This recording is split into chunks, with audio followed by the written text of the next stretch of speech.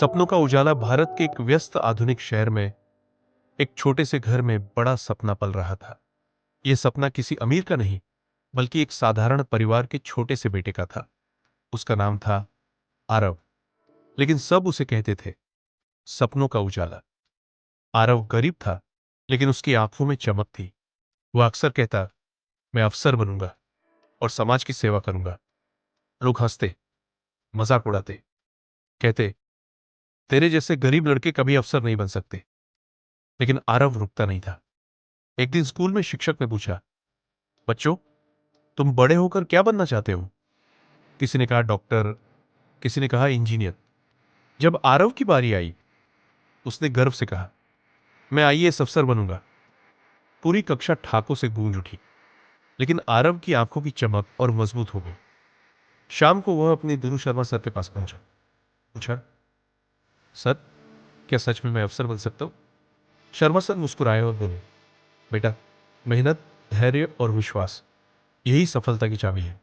हार मत मानना। आरव ने ठान लिया, चाहे जितनी कठिनाई आए वो पीछे नहीं हटेगा। दिन में स्कूल, शाम को पिता की दुकान और रात को पढ़ाई। कभी बिजली चली जाती तो सड़क के लैंप पोस्ट के नीचे बैठकर पढ़ता।